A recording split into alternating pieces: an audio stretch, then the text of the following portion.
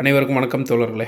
எல்லோரும் எப்படி இருக்கீங்க? ரொம்ப மகிழ்ச்சியாக இருப்பீங்க அப்படின்னு நினைக்கிறேன். இன்றைக்கி பார்த்தீங்க அப்படின்னா, உங்களுக்கு தெரியுமா அது பார்த்தீங்கன்னா பாலிட்டியில் 6லேருந்து 12th வரைக்கும் இருக்கிறது நம்ம முழுமையாக பார்க்கலாம். ஓகேங்களா?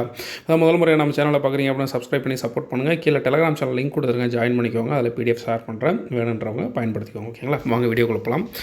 மேகாலயாவில் உள்ள மவுசின்ட்ரம் அதிக மழை பொழியும் பகுதி. அதாவது மவுசின்ட்ரம் இந்தியாவிலே அதிகமான மழை பொழியும் பகுதி எது அப்படின்னா மவுசின்ட்ரம். காரணம் என்ன அப்படின்னா, மவுசின்ட்ரம் பார்த்திங்கன்னா மேகாலயா மாநிலத்தில் இருக்குது. மேகாலயா வடகிழக்கு மாநிலங்களில் ஒன்று. அதாவது வடமேற்கு தென்மேற்கு பருவக்காற்று 2 இருக்கு இல்லைங்களா?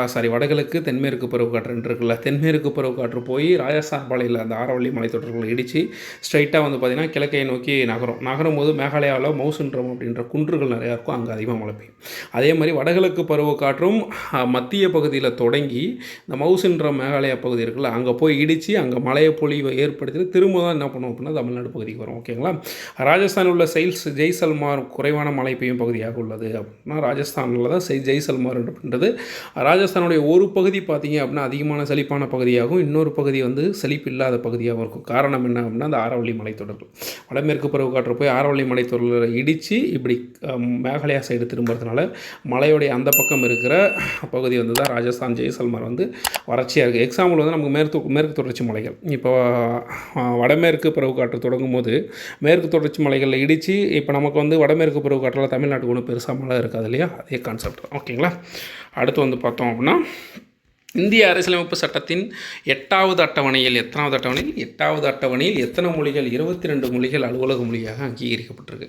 2004ஆம் ஆண்டு அக்டோபர் மாதம். ஓகேங்களா? இது அக்டோபர் அப்படின்றது ஸ்கூல் புக்கில் தமிழ் புக்கில் இருக்குது.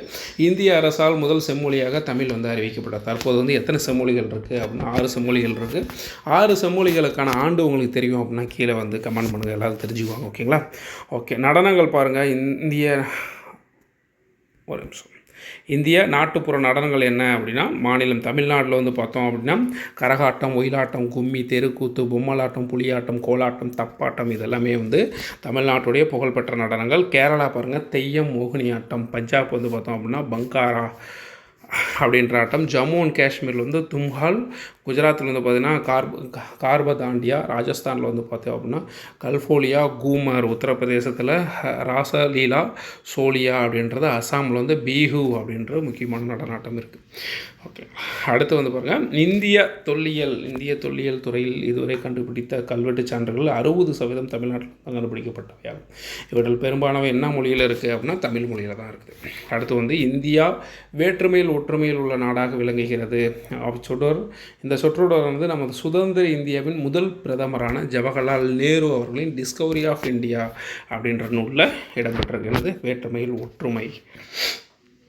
அடுத்து எழுத்தறிவு விகிதம். 2011ஆம் ஆண்டு கணக்கெடுப்பின்படி அதிகமான எழுத்தறிவு கொண்ட மாவட்டம் எது அப்படின்னா கன்னியாகுமரி 91.75. சென்னை பார்த்திங்கன்னா 90. அதுக்கப்புறம் அதே மாதிரி குறைவான பாலின விகிதம் கொண்ட மாவட்டம் எது அப்படின்னா தருமபுரி எல்லாத்துலேயுமே மேக்ஸிமம் குறைவானதாக தான் இருக்கும். ஓகேங்களா? அரியலூர் பார்த்திங்கன்னா 71.34.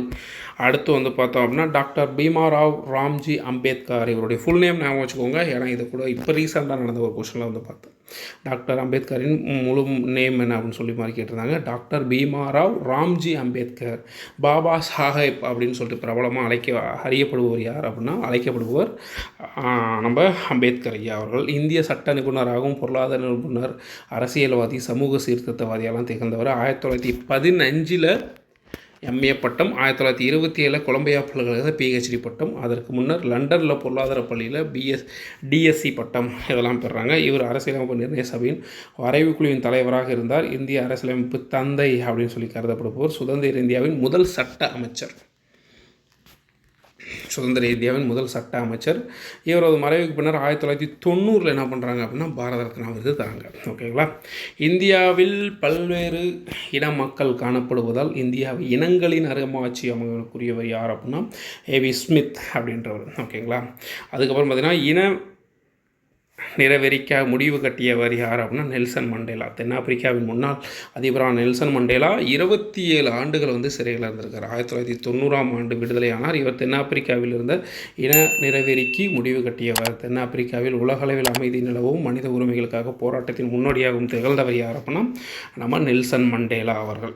அடுத்து பார்த்தோம் அப்படின்னா பாலின விகிதம் 2011ஆம் ஆண்டு கணக்கெடுப்பின்படி பார்த்தீங்கன்னா நீலகிரி தான் 1041, 1000 ஆண்களுக்கு 1041 பெண்கள். தஞ்சாவூர் பார்த்திங்கன்னா 1000 ஆண்களுக்கு 1031 பெண்கள் இருக்காங்க.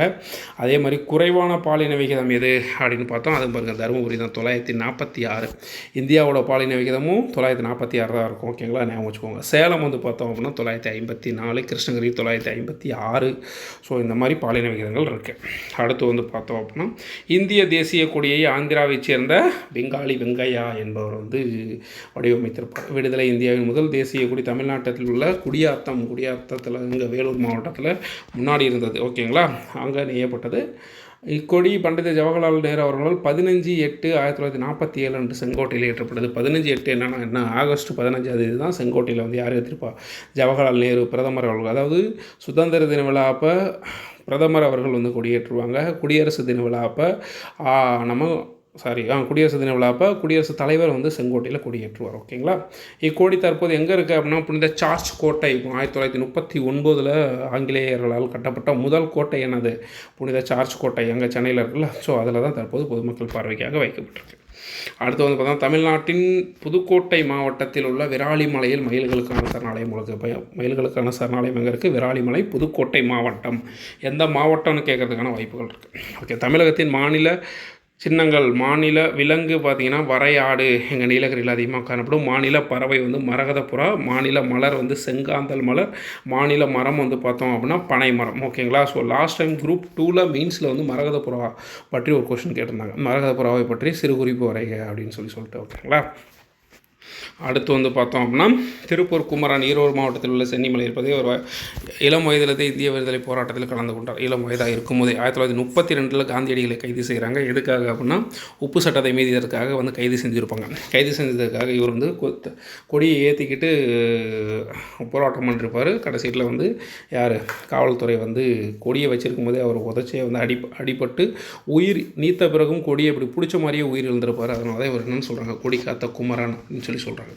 அண்ணல் அம்பேத்கர் வந்து இந்திய அரசியலமைப்பு சட்டத்தின் தந்தை அப்படின்னு சொல்லி அழைக்கப்படுறாரு. ஓகே, அடுத்து வந்து பார்த்தோன்னா 1911 டிசம்பர் 27ஆம் நாள் கல்கத்தாவில் நடைபெற்ற இந்திய தேசிய காங்கிரஸ் மாநாட்டில் முதலாக என்ன பாடல் பாடப்பட்டது அப்படின்னா ஜனகணமன. 1911 டிசம்பர் 27 கல்கத்தா மாநாட்டில் பாடியிருப்பாங்க. அசோகர் காலத்தில் சாரநாத் தூணில் உச்சியில் அமைந்திருந்த நான்முக சிங்கம் தற்போது எங்கே இருக்குது அப்படின்னா சாரநாத் அருங்காட்சியகத்தில் வந்து இருக்குது. அடுத்து வந்து இந்திய தேசிய கொடியை தயாரிக்கும் உரிமை யாருக்கு அளிக்கப்பட்டுள்ளது அப்படின்னு சொல்லிட்டு உங்களுக்கு தெரிஞ்சால் கமெண்ட் பண்ணுங்கள்.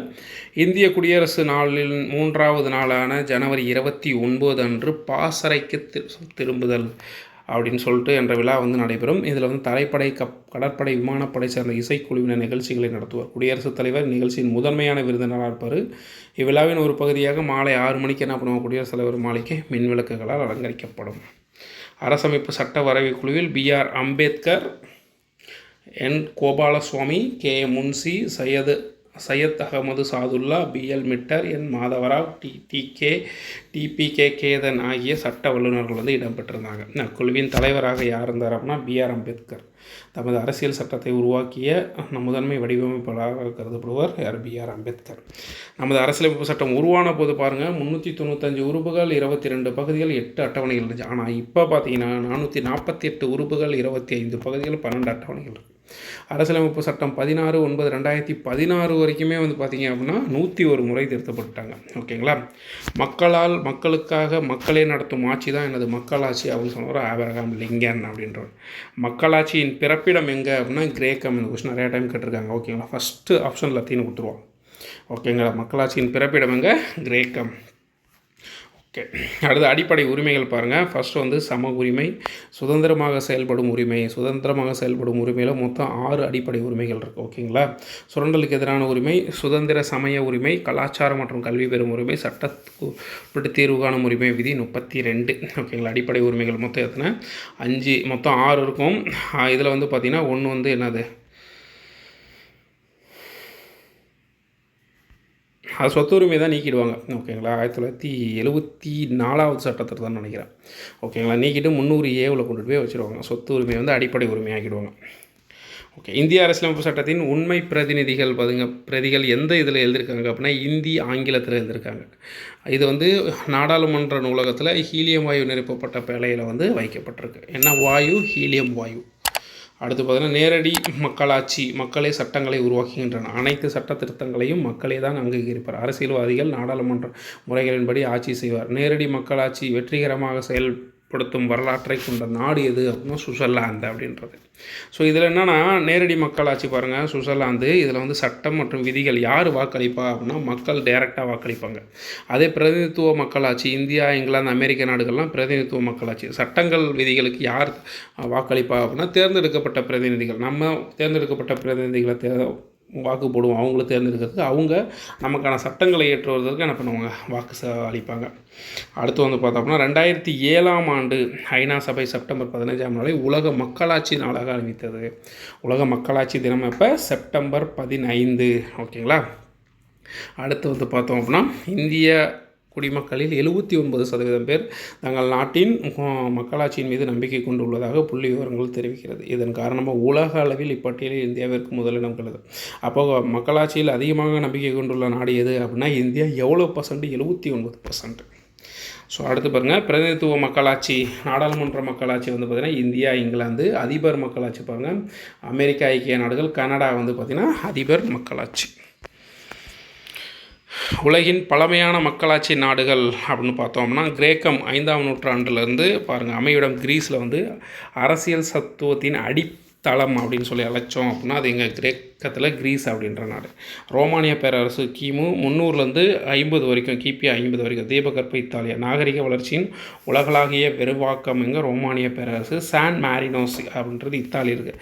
பழமையான அரசியலமைப்பு தற்போது நடைமுறையில் உள்ள நாடு எது அப்படின்னா இத்தாலி அப்படின்ற என்னது மாரினோஸ் அப்படின்ற இடம் பழமையான அரசியலமைப்பு தற்போது நடைமுறையில் உள்ள இடம். அடுத்து வந்து பார்த்தோன்னா உலகிலேயே பழமையான மற்றும் நீண்ட காலம் செயல்பட்டு வரும் நாடாளுமன்றம் கொண்டது எது அப்படின்னா ஐஸ்லாந்து.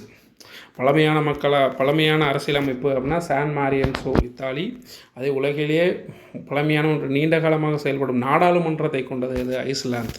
கிபி 930 வேலீர் அப்படின்னு சொல்லி அழைக்கப்படுது. அது அடுத்தது மன்னராட்சியின் கீழ் சுயாட்சி அப்படின்னா இங்கிலாந்து. ஓகேங்களா. இங்கிலாந்திற்கும் ஐந்தாவுக்கும் இடைப்பட்டு உள்ள மணித்தீவு அப்படின்ற இடம் மன்னராட்சியின் கீழ் சுயாட்சி. 1215 எழுதப்பட்ட மகா சாசனம் மாக்னா கார்ட்டா அப்படின்னு சொல்லுவாங்க. இது நிறைய டைம் கேட்டிருக்காங்க. இங்கிலாந்து இது எழுதப்பட்டது. மிக பழமையான மக்களாட்சிகள் ஒன்று அப்படின்னா அமெரிக்க ஐக்கிய நாடுகள். ஓகேங்களா. 1789 மக்களாட்சி வந்து செயல்பட்டுருக்குங்க அமெரிக்க ஐக்கிய நாடுகள். விழுப்புரம் மாவட்டத்தில் தான் அதிகப்படியான அதாவது 22 ஊராட்சி ஒன்றியங்கள் வந்து இருக்குது. நீலகிரி மற்றும் பெரம்பலூர் மாவட்டங்கள் ஒவ்வொன்றிலும் 4 ஊராட்சி ஒன்றியங்கள் தான் வந்து இருக்குது. தமிழ்நாட்டில் முதலில் உருவாக்கப்பட்ட நகராட்சி எது அப்படின்னா வாலாஜாப்பேட்டை. நகராட்சிகள் அதிகமாக உள்ள மாவட்டம் இது காஞ்சிபுரம். 1688 உருவாக்கப்பட்ட சென்னை மாநகராட்சி இந்தியாவின் மிக பழமையான உள்ளாட்சி அமைப்பாகும். 1681 முதல்ல வந்து சென்னை மாகாணமாக பிரிப்பாங்க. ஓகேங்களா. ஸோ இது ஆல்ரெடி கேட்டாங்க. அடுத்து இதை கேட்கறதுக்கான வாய்ப்பு இருக்குது. 1681 முதல்ல சென்னை வந்து மாகாணமாக பிரிக்கிறாங்க. அதில் வந்து பார்த்திங்கன்னா ஒரு தலைவர் 10 உறுப்பினர்களை கொண்ட குழுவோடு சேர்ந்து சென்னை மாகாணமாக வந்து யார் பிரிக்கிறாங்க? ஆங்கிலேயர்கள் பிரிக்கிறாங்க. அதுக்கப்புறம் தான் 1688 என்ன பண்ணுவாங்க? இந்தியாவின் முதல் மாநகராட்சியாக இது சென்னையை உருவாக்குவாங்க. ஓகேங்களா. அது சிறப்பாக செயல்படும் ஊராட்சி அமைப்புகளும் மத்திய அரசு விருதுகளை வழங்குகிறது. ஊராட்சி அமைப்பு ஏதேனும் விருதுகளை பெற்றுள்ளவா? ஸோ ஊராட்சி. ஓகே. 32 மாவட்டங்கள். ஓகே. அதெல்லாம் தேவையில்லை. இப்போ மாவட்டங்கள் எத்தனை இருக்குது அப்படின்னு சொல்லிட்டு கீழே கமெண்ட் பண்ணுங்கள். மாவட்டங்கள் மற்றும் நகராட்சி. தேசிய ஊராட்சி தினம் எப்போ அப்படின்னு சொல்லி பார்த்தோம் அப்படின்னா ஏப்ரல் 24. தேசிய ஊராட்சி தினம் ஏப்ரல் 24. சட்டத்தின் ஆட்சி என்ற பதத்தை ஏவி டெய்சி என்ற பிரிட்டிஷ் சட்ட வல்லுநர் வடிவமைத்தார். சட்டத்தின் ஆட்சி அப்படின்ற பதத்தை ஏவி டெய்சி அப்படின்ற பிரிட்டிஷ் சட்ட வல்லுநர் வந்து வகுத்துரைத்தார். அடுத்து வந்து பார்த்தோம் அப்படின்னா பாதசாரிகள் கடக்கும் இடம். பாதசாரிகள் என்றும் சாலையில் கடக்கும் பகுதி 1934 பிரிட்டனில் அமைக்கப்பட்டது அப்படின்னு சொல்கிறாங்க. பாதசாரிகளுக்கு என்று சாலை கடக்கும் பகுதி 1934 எங்கே கொண்டு வந்தாங்க? பிரிட்டனில் கொண்டு வந்திருக்காங்க. சாலைகள் புள்ளிகளால் ஆன கோடுகளால் குறிக்கப்பட்டன. நடைபாதையில் பெலிஷா பேக்கான் என்று அழைக்கப்பட்ட ஒளி கம்பங்கள் அமைக்கப்பட்டன. இது பிரிட்டனின் போக்குவரத்து துறை அமைச்சர் எல்ஹரி பெலிஷா அவர்கள் பெயரில் அமைக்கப்பட்டுள்ளது. ஜிப்ரா கிராசிங் எனப்படும் கருப்பு வெள்ளைகளாலான பட்டைகள் கருப்பு வெள்ளை கோடுகள் மாற்றமடைந்தன. 2ஆம் உலகப் போருக்கு பின் தான் ஜீப்ரா கிராசிங் உருவாக்கப்பட்டது. ஸோ அப்போ வந்து சாலைகளில் வந்து அந்த ஒயிட் கோடு பாதசாரிகள் கடக்கும் இடத்தை முதல்ல கொண்டு வந்தது எங்கன்னா 1934 யார் கொண்டு வந்தாங்க? பிரிட்டனில் வந்து கொண்டு வந்திருக்காங்க. அதை மட்டும் ஞாபகம் வச்சுக்கோங்க. 1934.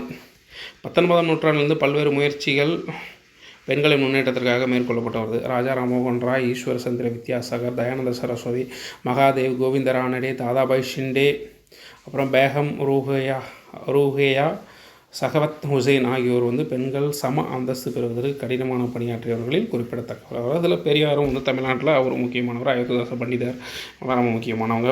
அப்புறம் பாரதிதாசன் இவங்களும் ரொம்ப முக்கியமானவங்க. தேர்தல் ஆணையத்தை பற்றி ஒரு பாருங்கள். இந்திய தேர்தல் ஆணைய தேர்தல்களை நடத்துவதற்கு அதிகாரம் கொண்ட சுதந்திரமான சட்டப்பூர்வமான அரசியலமைப்பு. இதோட தலைமையிடம் எங்கே இருக்குது அப்படின்னா புதுடில்லியில் இருக்குது.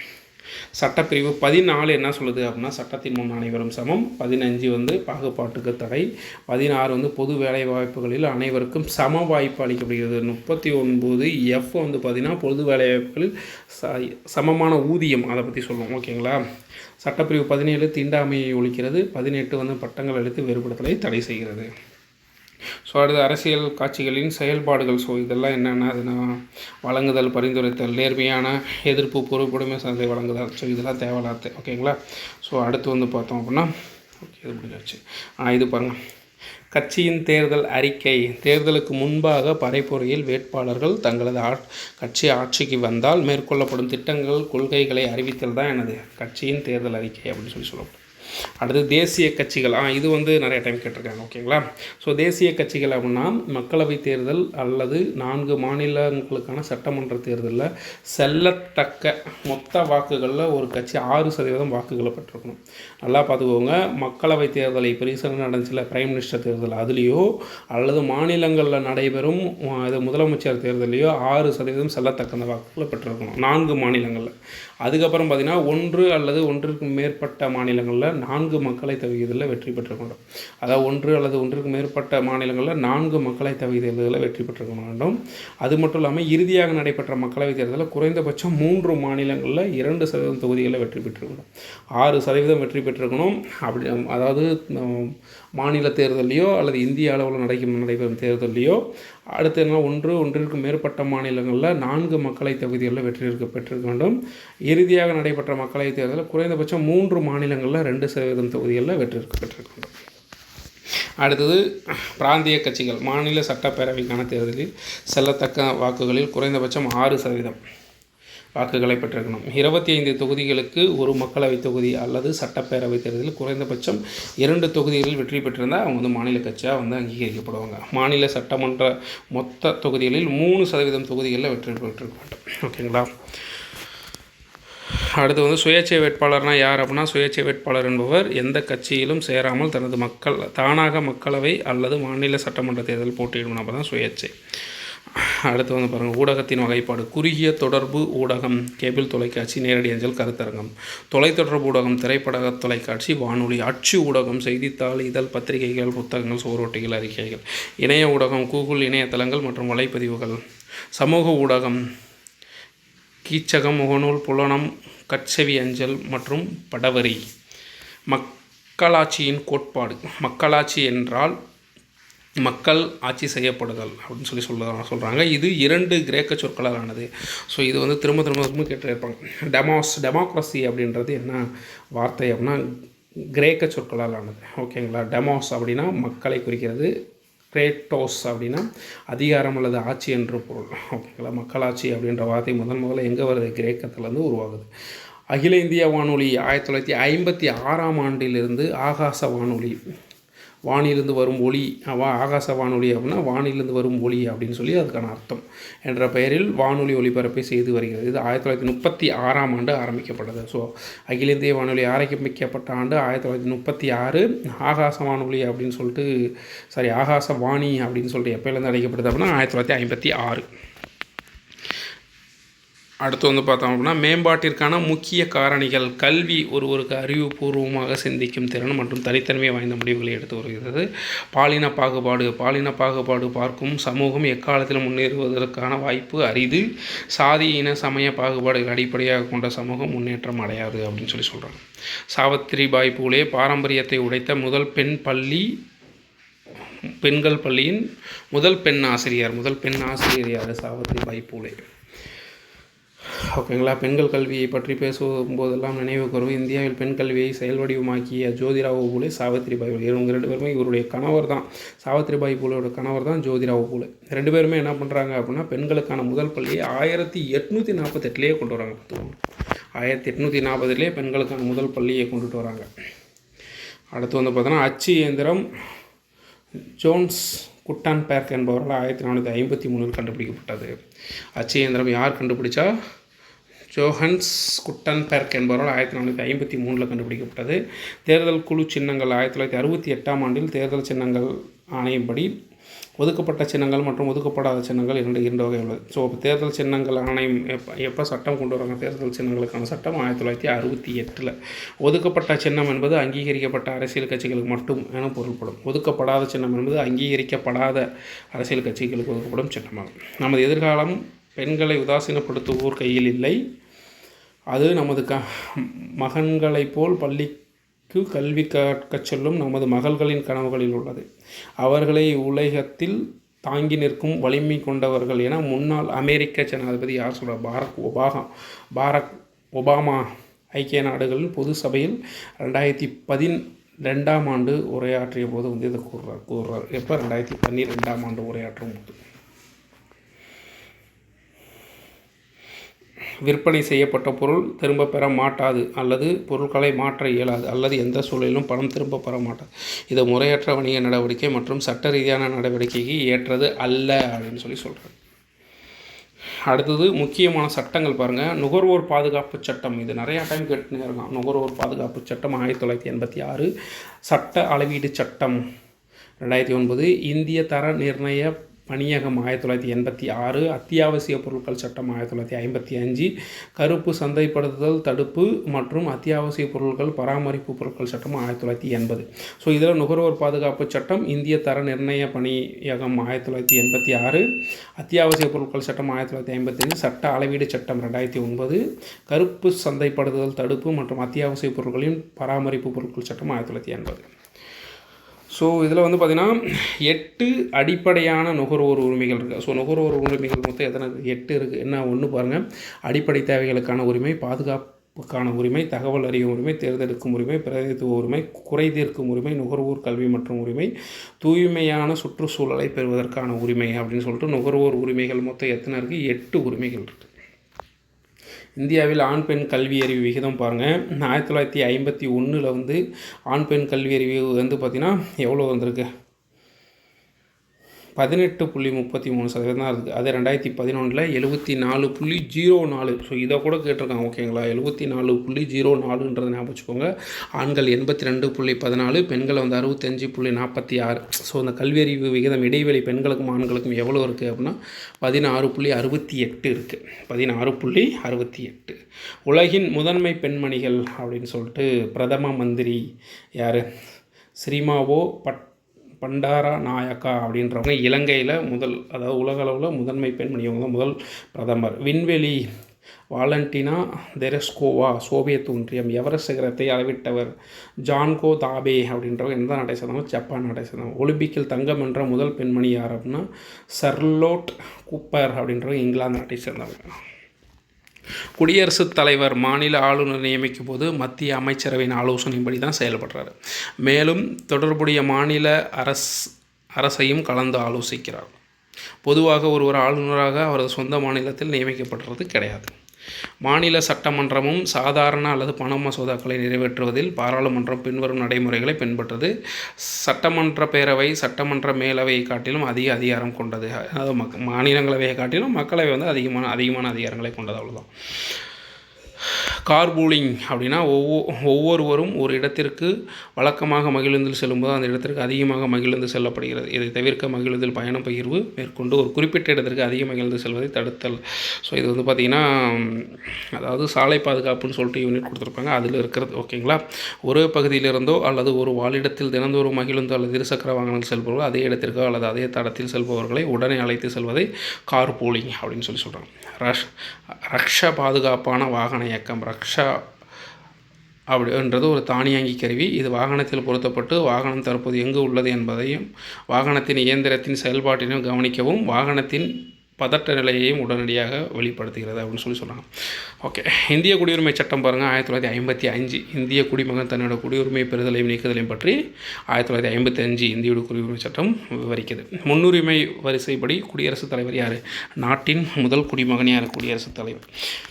அடுத்து வெடிநாள் வாழ் இந்தியர் தினம், பிரவாசி பாரதிய தினம் எப்படின்னா ஜனவரி 9. ஓகேங்களா. இந்திய அரசின் வெளியுறவுத்துறை அமைச்சகத்தால் 2 ஆண்டுகளுக்கு ஒரு முறை, எத்தனை ஆண்டுகளுக்கு ஒரு முறை? 2 ஆண்டுகளுக்கு ஒரு முறை பிரவாசி பாரதிய தினம் வந்து கொண்டாடப்படுது.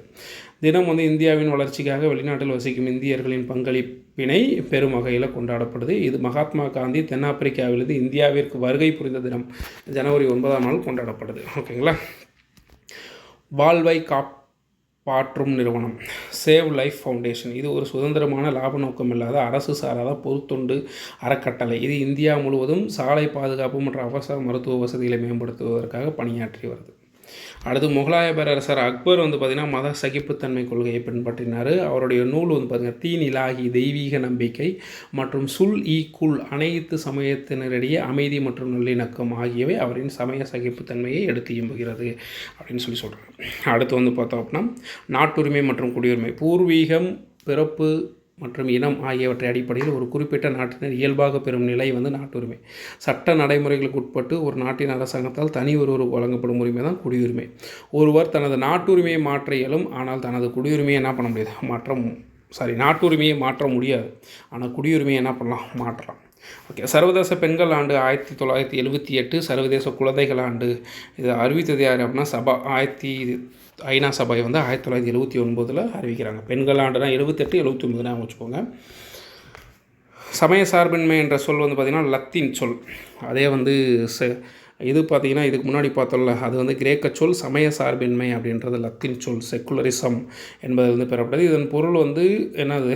காலம் அல்லது உள்ளுணர்வு காலம். an age, the spirit of age அப்படின்னு சொல்கிறாங்க. ஆங்கில பத்திரிகை எழுத்தாளர் ஜார்ஜ் ஜேக்கப் ஹோல்யோக் என்பவர் வந்து செக்குலரிசம் என்ற பதத்தை உருவாக்கினார். இந்த கொஸ்டின் வந்து லாஸ்ட் டைம் குரூப் 2 வந்து கேட்டிருந்தாங்க. ஓகேங்களா. இந்திய ஆயுதப்படைகளை கௌரவிப்பதற்காக இந்திய அரசால் தேசிய போர் நினைவு சின்னம் நேஷனல் வார் மெமோரியல் எங்கே கட்டப்பட்டிருக்கு அப்படின்னு பார்த்தோம்னா புதுடெல்லியில் கட்டப்பட்டிருக்கு. இந்தியா கேட் அருகில் 40 ஏக்கர் பரப்பளவில் அமைக்கப்பட்டிருக்கு. போரின் போது நாட்டிற்காக உயிர் தியாகம் செய்த இந்திய இராணுவ வீரர்கள் பெயர்கள் நினைவு சின்னத்தின் சுவர்களில் கல்வெட்டுகள் பொறிக்கப்பட்டுள்ளது அப்படின்னு சொன்னாங்க. அடுத்து வந்து பார்த்தோம் அப்படின்னா 10, 9, 8 குழந்தைகளுக்கான உதவி மைய எண் பாருங்கள். 8, 9, 10 ஞாபகம் ரொம்ப ஈஸியாக இருக்கும்.